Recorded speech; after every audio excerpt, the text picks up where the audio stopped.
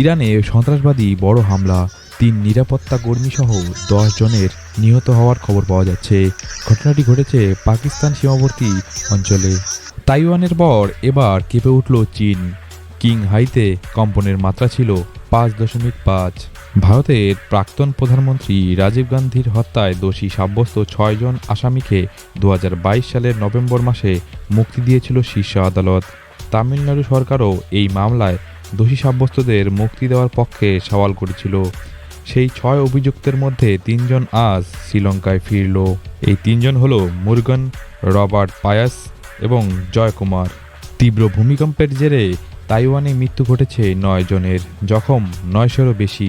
তাইওয়ানে Richter স্কেলে সেই কম্পনের মাত্রা ছিল ৭.৪। আবারও খবরের শিরোনামে উঠে এলো কিম জং উন। বিশ্বের মাত্র ৩টি দেশেই রয়েছে এমন অস্ত্র যেটা তৈরি করে ফেলেছেন এই কিম জং উন। আমেরিকায় বেআইনি অভিবাসীদের পশু বললেন তৃতীয়বারের প্রেসিডেন্ট পদপ্রার্থী ডোনাল্ড ট্রাম্প। মালদার হাবিবপুর থানার ভারত বাংলাদেশ সীমান্ত এলাকায় বিএসএফের গুলিতে মৃত্যু হলো এক বাংলাদেশি গরু পাচারকারীর। ১ কোটির বেশি মানুষ চলে যেতে পারে দারিদ্র্য সীমার নিচে, ভয় বাড়ছে পাকিস্তানে। এশিয়ার ধন কুবেরদের মধ্যে ১ নম্বরে উঠে এলেন মুকেশ আম্বানি। বিশ্বের ধনী ব্যক্তিদের তথ্য প্রদানকারী ওয়েবসাইট ফোর্বস সাম্প্রতিক বিশ্বের ধনকুবেরদের একটি তালিকা প্রকাশ করেছে, যেখানে এশিয়ার সবথেকে বেশি ধনী মুকেশ আম্বানি। তালিকায় প্রথম স্থানে রয়েছে ফ্রান্সের বার্নার্ড আর্নল্ড। ২২.৪ বিলিয়ন ডলারের মালিক তিনি। তালিকায় দ্বিতীয় স্থানে রয়েছে অ্যামাজনের প্রতিষ্ঠাতা জেফ বেজোস, তার সম্পত্তির পরিমাণ ২০০ বিলিয়ন ডলার।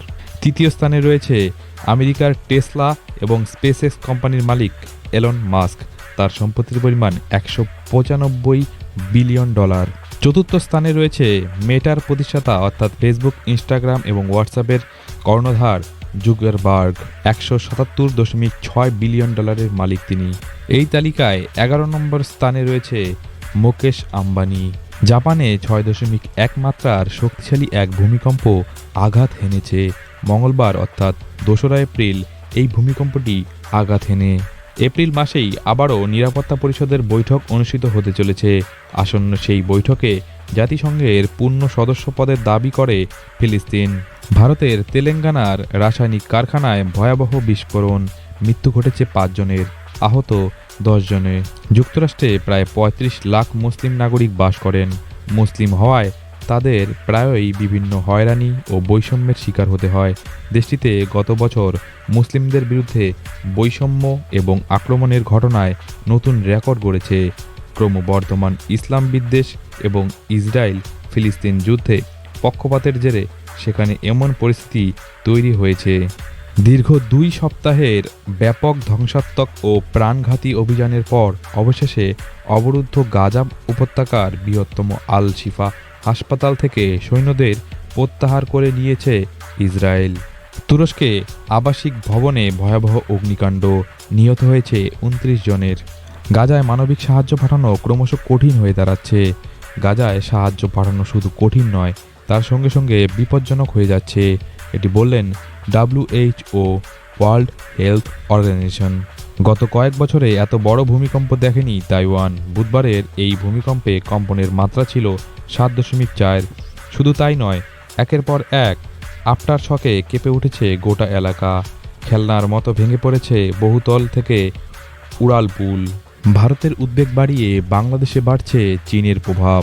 হাসিনার সঙ্গে বৈঠক চীন দূতের। জন্মদিনে পুজো দিতে গিয়ে দুর্ঘটনা। পোল্যান্ডে গাড়ির ধাক্কায় মৃত্যু প্রবাসী ভারতীয় অন্ধ্রপ্রদেশের এক যুবতীর। ইউক্রেন চলতি বছরে শুরু থেকে এ পর্যন্ত ৮০,০০০-এর বেশি সেনা খুইয়েছেন, এই দাবি করেছে রাশিয়ার প্রতিরক্ষামন্ত্রী সের্গেই শোইগু। মার্কিন যুক্তরাষ্ট্রের প্রেসিডেন্ট জো বাইডেন এবং চীনের প্রেসিডেন্ট শি জিনপিং দুজনের মধ্যে কথোপকথন হলো ফোনে।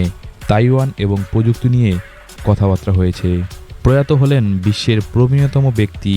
Greenidge book of world record অনুযায়ী বিশ্বের প্রবীণতম ব্যক্তি ভেনেজুয়েলার হুয়ান ভিনসেন্ট প্যারেস মারা গেলেন মঙ্গলবার। ১১৪ বছর বয়স হয়েছিল তার। জালিয়াতির মামলায় $১৭৫ মিলিয়ন বন্ড দিলেন ট্রাম্প। পাকিস্তানের ওপর ফের দাদাগিরি চীনের। সেনা মোতায়েনের জন্য চাপ ইসলামাবাদের ওপর চীনের। খারাপ অভ্যাস মর্যাদা বজায় রাখুন। কেজরিওয়ালকে নিয়ে অন্যান্য দেশের মন্তব্য প্রসঙ্গে ক্ষুব্ধ ভারতের বিদেশমন্ত্রী এস জয়শঙ্কর। তাইওয়ানের পর এবার ভূমিকম্পের সতর্কতা জারি করা হলো চীন এবং জাপানে। গুরুপন্তবন্ত সিং পান্নুর হত্যার ষড়যন্ত্রের পূর্ণাঙ্গ তদন্তে ভারতকে আহ্বান মার্কিন যুক্তরাষ্ট্রের।